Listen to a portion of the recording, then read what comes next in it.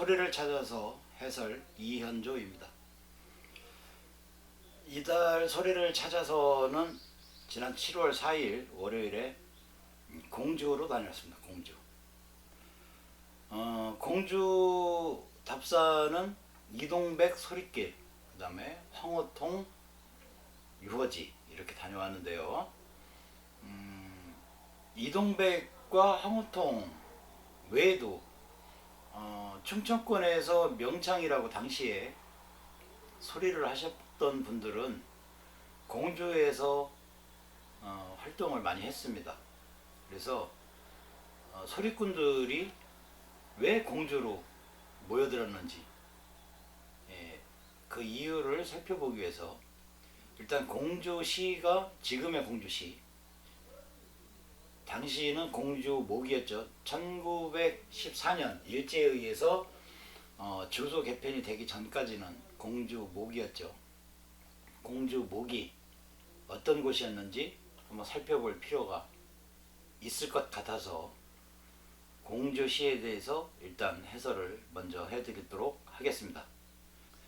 공주는 삼국시대에는 웅진으로 불렸고요. 475년부터 538년까지 백제의 수도였습니다.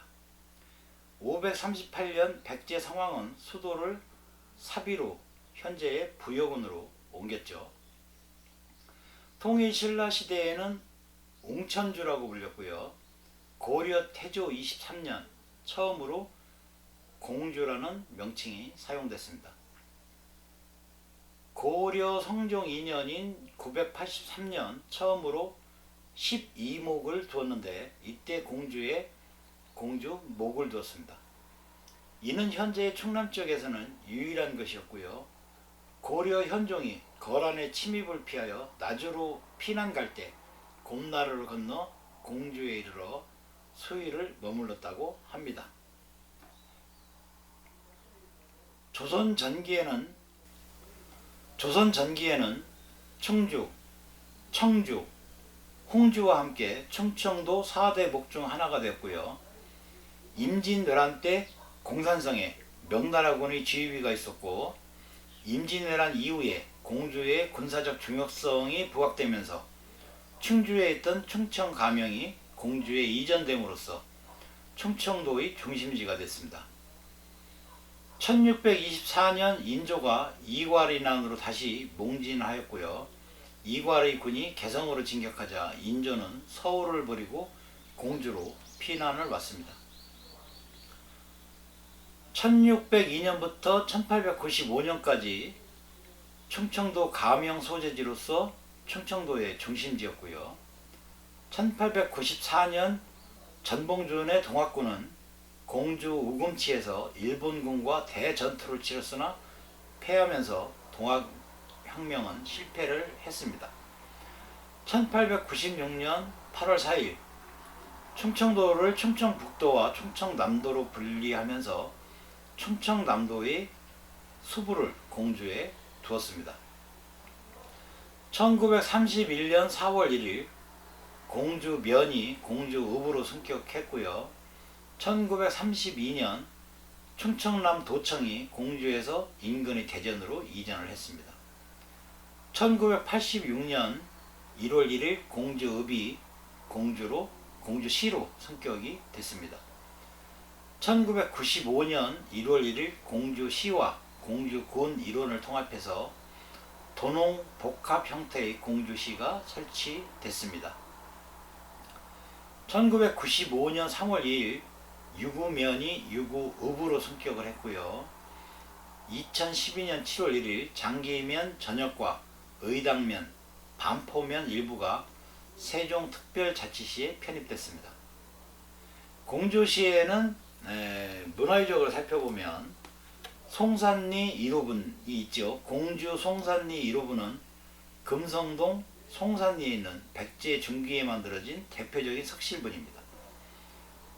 그 다음에 무령왕릉이 있죠. 무령왕릉은 공주 송산리 고분군의 7번째 발견된 고분이고요.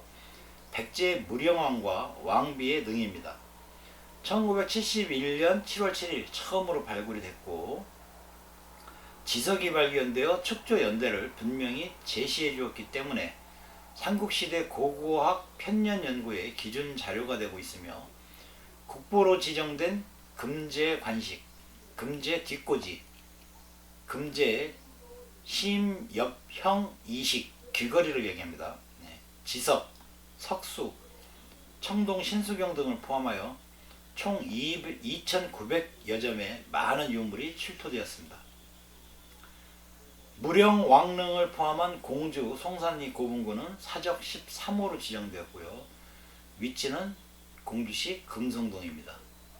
지금의 금성동이 옛 지명이 송산리입니다. 그 다음에 공산성이 있죠. 여러분 다 아시는 공산성. 공주 공산성은 사적 제12호로 충청남도 공주시에 소재하고 있는 성입니다. 백제의 대표적인 고대 성곽으로 백제의 문주왕 원년 475년에 한강유역의 한성에서 웅진으로 천도한 후에 삼근왕, 동성왕, 무령왕을 거쳐 성왕 16년에 부여로 옮길 때까지 웅진시대의 도성이었습니다.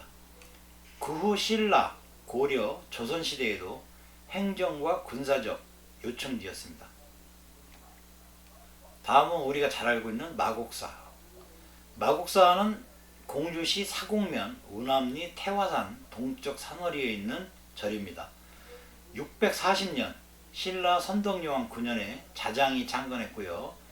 고려 명종 때 1172년에 보조국사 진울이 중수하고 범일이 재건했습니다. 창건 당시에는 30여 칸의 대사찰이었으나 현재는 대홍보전, 보물로 지정되어 있습니다. 대광보전 역시 보물로 지정되어 있고요. 영산전 역시 보물로 지정되어 있고요. 사천왕문, 해탈문 등이 있을 뿐입니다. 이 밖에 사보로는 5층 석탑 보물로 지정되어 있고요. 범종은 지방유형문화재로 지정이 되어 있습니다. 그 다음에 괴불 한폭, 목패, 세조가 타던 연, 청동향로는 지방유형문화재입니다. 이렇게 남아 있습니다. 다음은 신원사. 신원사는 공주시 계룡산의 서쪽에 위치한 사찰이고요. 백제 의자왕 11년에 창건됐습니다. 현재의 대웅전은 1876년에 종수된 것입니다. 그리고 우리가 잘 아는 동학사. 동학사는 공주시 반포면 계룡산에 있는 사찰이죠. 계룡산 동쪽 자락에 있고요. 서쪽에 갑사와 함께 계룡산을 대표하죠. 동학사는 한국에서 가장 오래된 비구니 승가대학으로 1860년에 문을 열었습니다. 갑사는 계룡산 서쪽 기슭에 있는 절이고요. 신라 24대 진흥왕 17년에 해명대사가 종건했습니다. 그 뒤에 의상이 도량을 설치하고 법당을 중수하여 그 규모가 커졌습니다. 경내에는 대적전, 부도, 철상간지주 등의 보물과 군자대, 용문폭 등의 비경이 있습니다. 동구의 울창한 숲길은 여름에도 서늘한 감을 주고요. 계곡 사이로 펼쳐지는 가을 단풍이 아름답기로 유명합니다. 사보로는 천근 범정과 월인 천강지곡, 목각판 등이 있습니다. 다음은 선화당입니다. 공주 선화당은 조선시대 충청도 관찰사가 업무를 처리하던 곳으로 현재 공주 웅진동 3-1번지에 옮겨져 있고요. 충청남도 유형문화재로 지정되어 있습니다. 그 다음에 곰나루가 있죠. 공주시 웅진동에 있는 금강의 나루터입니다. 시내의 서북쪽으로 한 4km 지점 정도에 있고요. 공주의 옛 이름으로 고마나루라고도 합니다. 이 지명은 그곳에 사는 한 어부가 인근 연미산의 암곰에게 잡혀가서 부부의 인연을 맺어 2명의 자식까지 두었으나 어부가 그곳을 빠져나와 도망치자 암곰이 그것을 비관하여 자식과 함께 금강에 빠져 죽었다는 데서 유래되고 있습니다. 얘는 우리나라에서 흔히 보는 해안지명의 하나인 고음지명으로 예맥 쪽의 구마 또는 물가라는 수변이라는 고어의 고름에서 유래된 것으로 일본의 감이나 고마도 여기서 파생된 의미입니다. 백제어에는 동물명을 따온 지명이 많은데 특히 곰을 딴 지명이 많고 곰나루도 한자로는 웅진, 웅천으로 쓰입니다.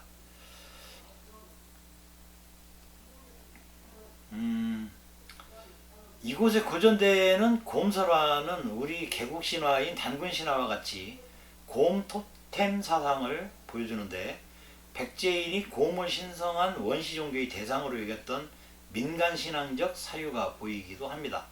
삼국시대 이곳을 통하여 중국과 문화를 교류하는 등 근대적 교통의 발달 이전까지만 해도 군산, 강경 등지 소금, 건어물 등 지방 특산물이 집산되는 교통의 요충지였습니다. 백제의 계로왕이 고구려 장소왕의 침공을 받아 피살되고 수도 한성이 함락되자 계로왕의 뒤를 이어서 즉위한 문주왕은 천연적 요새지이고 수륙교통의 요충지인 이곳으로 천도하여 백제가 다시 흥하기를 꾀했습니다. 이로써 문주왕 이후 성황대까지 64년간 이곳은 백제의 왕도였으나 나당 연합군에 의해 멸망한 뒤 당나라에 의해서 도독부가 설치되기도 했습니다. 현재 이곳에는 당시 백제의 영화와 성격을 알려주는 무령왕릉 등 귀중한 유물, 유산이 유적이 산재하고 있습니다. 또 아직도 일본의 이와 유사한 지명이 남아있는 사실은 고대 한일 관계에서 우리 문화, 특히 백제 문화가 끼친 영향을 증명해준다고 할 수 있습니다. 근대적 교통의 발달과 함께 수원을 중심으로 한 이곳의 교통 유지적 기능은 상실되고 금강교의 증공과 더불어 서해안지구로 통하는 도강 취락적 기능마저 상실됐습니다. 그러나 이 일대는 넓은 백사장과 울창한 노송의 자연 경관과 함께 많은 문화재의 보고로서 점차 관광도시로서의 기능을 가지게 되었습니다. 이렇게 살펴보면 공주의 수많은 문화유적, 역사성 이런 것들을 보면 과거 현대적, 근대적 교통이 발전하기 이전에는 과거의 수도가 있었던 왕성지고 그 다음에 교통이 잘 발달되어 있고 따라서 큰 시장이 있고 따라서 인구가 많았다. 그 다음에 왕래하는 사람들도 많았다. 그러면 당연히 소리하는 사람들은 소리꾼들은 자기 소리를 팔아야 먹고 살 수 있는 예인들이잖아요. 그러니까 사람이 많은 곳에 모일 수밖에 없었다. 특히 관찰사, 가명이 있던 곳이었기 때문에 소리하는 사람들이 더더욱 모여들 수밖에 없는 여건을 가지고 있었다. 그래서 이동백이나 황호통이나 이런 분들도 공주에서 활동을 할 수 있었다. 이렇게 볼 수가 있겠습니다. 다음은 황호통 명창에 대해서 설명드리겠습니다. 황호통은 조선시대의 판소리 명창이죠. 공주에서 태어났고 김정근에게서 소리를 배웠다고 합니다. 목청이 양성이고 우렁차서 기운이 많으므로 호통이라는 별명을 얻었다고 하지요. 그는 춘향가와 신청가를 잘 불렀고 특히 춘향가 중에서 어사 발행하는 대목을 잘했다고 합니다.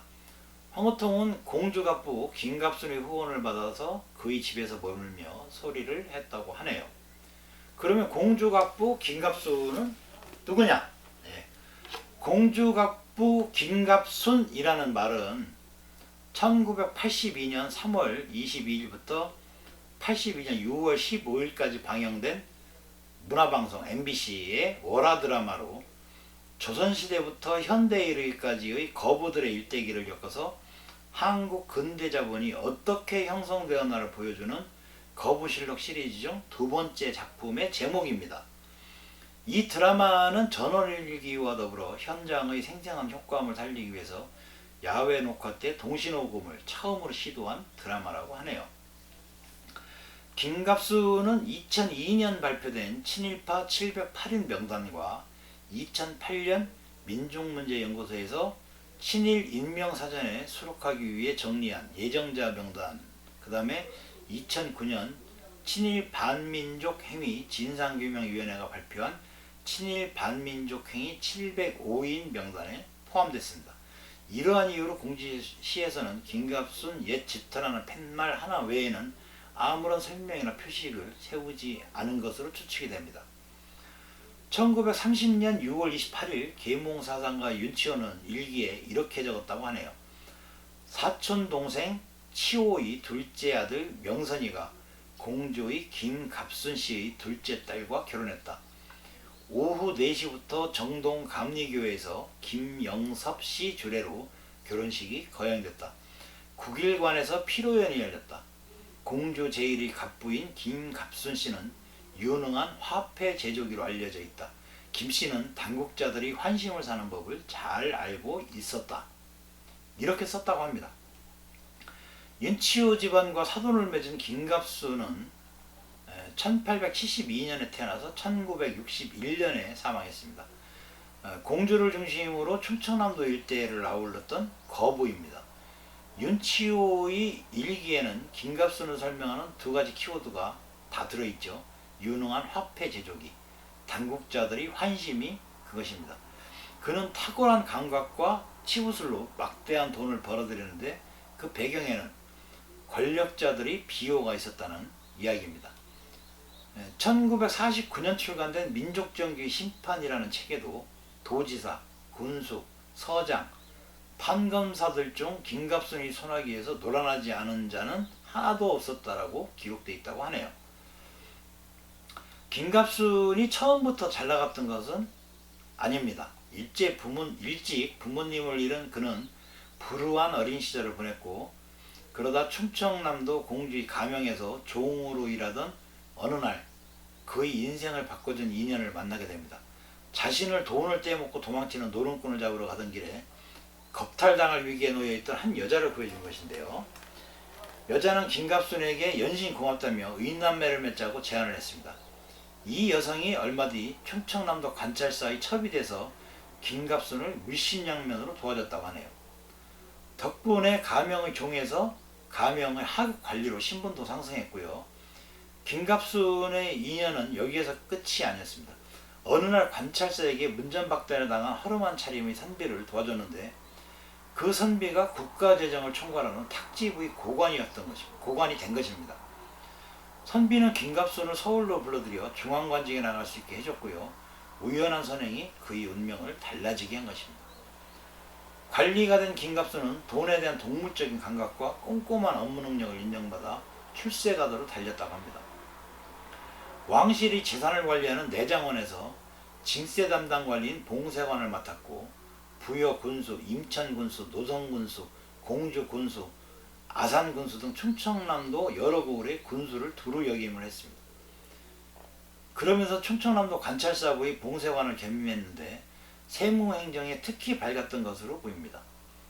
헌데 세무의 발근이 세금을 착복하는 능력도 뛰어났던 것 같습니다.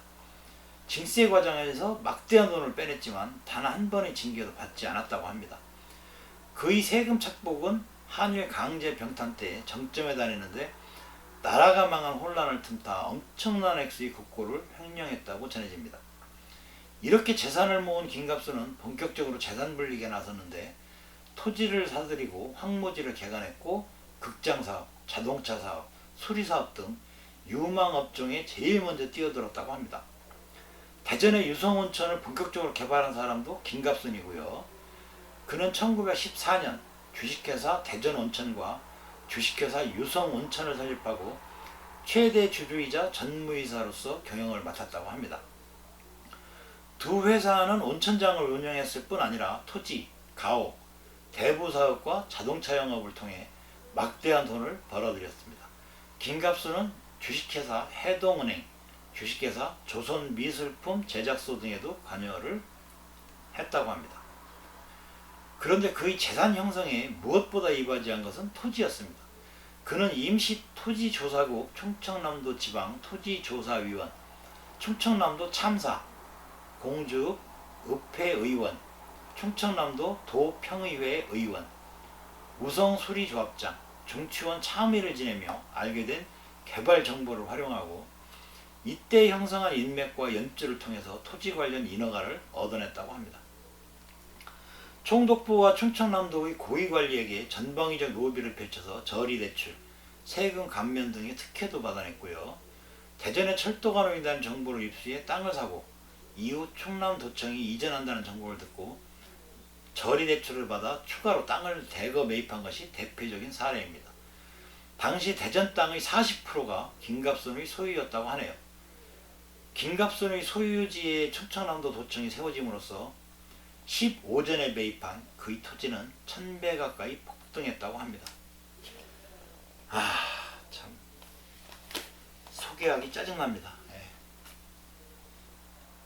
이후에도 김갑순은 국민정신총동원 조선연맹, 조선임전보국당, 국민총력조선연맹의 임원을 맡으며 총독부에 적극적으로 협력을 했습니다. 공주 구제원장을 맡아 기민을 구호하고 사회 기반시설 건설에 막대한 돈을 기부하기도 했는데 좋은 뜻으로 했다기보다는 총독부 시책에 협력하기 위함이었다고 합니다. 이를 통해 계속 이권과 특혜를 받고 재산을 불려나갔으니 권력과 결탁해 돈을 번 전형적인 형태입니다. 김갑순이 거부가 된 이유 중 하나로 근검절약을 거론하는 사람도 있습니다. 반찬을 3가지 이상 놓지 않고 밥을 먹을 때 쌀 한 톨이라도 남기지 못하도록 했다는 것인데요. 그런데 윤치호가 남긴 이 일기를 보면 그가 과연 근검절약했는지는 의문이 있습니다. 1932년 6월 20일 윤치호는 김갑순 씨는 오래된 온천을 가지고 있다. 그는 인공 저수지 둑 위에 아름다운 집을 짓고 인공 섬에는 별장을 지어 놓았다. 그의 61세 생일을 맞아 온양뿐 아니라 그의 공주에 있는 집에 많은 손님을 초대했다. 그의 사치스러움은 충청남도 전역에 유명하다 라고 적었다고 합니다.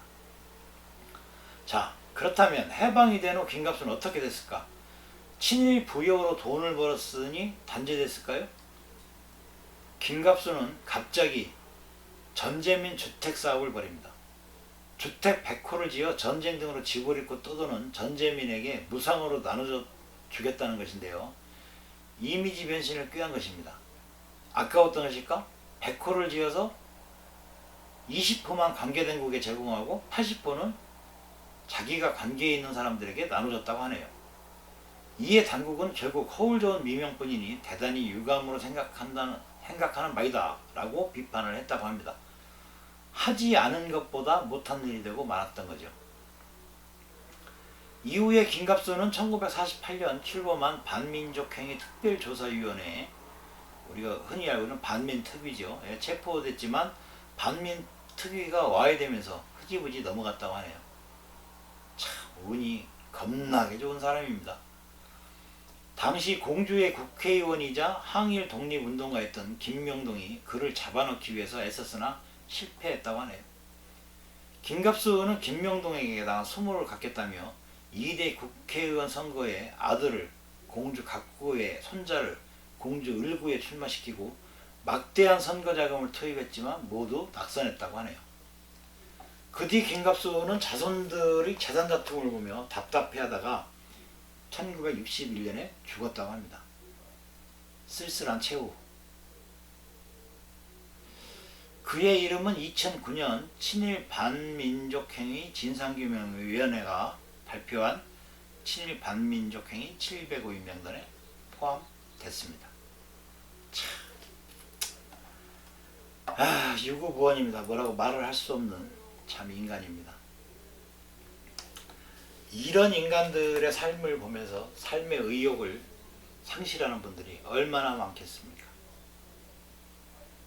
오늘 소리를 찾아서 해설은 여기서 마치도록 하겠습니다. 감사합니다.